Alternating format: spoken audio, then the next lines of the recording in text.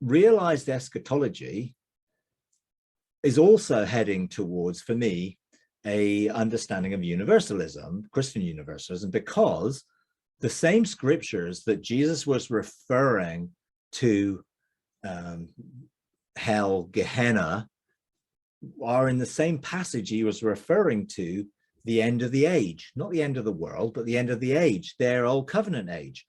So people would be cast into Gehenna because if they stayed in Jerusalem, when the Roman armies came, they would end up being crucified, and a few 100,000 were thrown into a literal Gehenna. So hell as we know it, or in the English concept, and obviously Christian universalists would say hell is a whole different thing. Some would deny it. I say that there is a place that people go if they do not yet know Jesus. Death is not the end of choice. They can still choose Jesus after death, and the fire of God's loving presence is to purify and refine, not punish and torment. And all those scriptures are the same, that refer to Gehenna as an end of the old and the consequences of that, not the end of the world or some future judgment, but actually a physical manifestation of death that would happen to them if they stayed in Jerusalem. Or they could avoid that by following Jesus and following what Jesus said and leaving Jerusalem, like all the Christians did at that time, because Jesus warned them when they saw these things going to take place, then run, basically, run to the hills. They ran to Pella and they were all saved, physically saved from the destruction of Jerusalem and death that would take place as a result of that. So all that being said, I believe that God introduces things to the church to get the church back to the first principles that will open up them to a relationship with God, which is intimate, face to face, in which then the things that would point to that are no longer necessary. So I introduce people to Jesus. My preaching of the gospel is engage with the Father through Jesus, but in a tangible, experiential way. And then you will then experience the love of God. You will know you're unconditionally loved. You will find the life of God and healing and wholeness and everything is part of that coming into your inheritance as a child of God.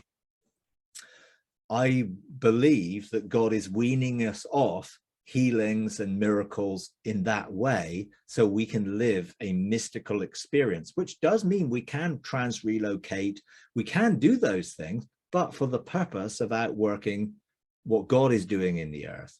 And we can govern and rule and establish the kingdom on earth as it is in heaven, first in our lives, then through our lives. And then as we establish that, we will establish places on earth which don't operate under the government of earth, but operate under the government of heaven. And we will operate in a way where we will live in health and wholeness. There will be no sickness there. There will be no disease. There will be no lack. There will be no poverty. There will be nothing contradictory to the fullness of living in as children of God.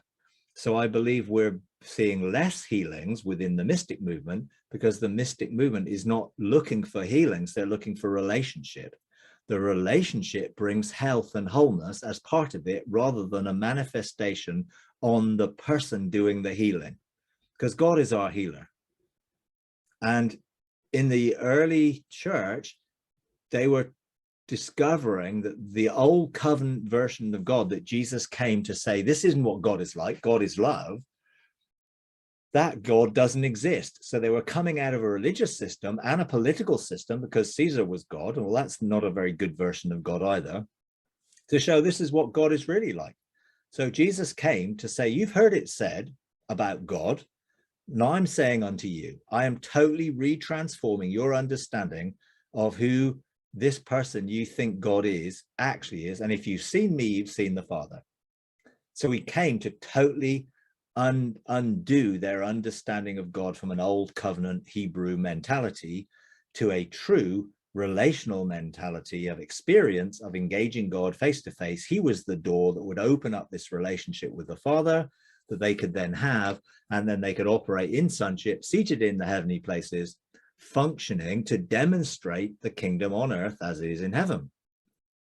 But when we're introducing the reality of who God is, because we've experienced it, we don't need to do that through miraculous healing, we can do that through introducing the God that we know, so they can experience the God that they will then know, and then they can enter into that life themselves. Now, I'm not saying there aren't amazing things. I've done all sorts of transrelocation and time miracles and other things, but in the purposes of outworking my relationship with God, not to prove who God is or to demonstrate to others how good God is. I can help them experience God, so they're not dependent on me testifying by doing something.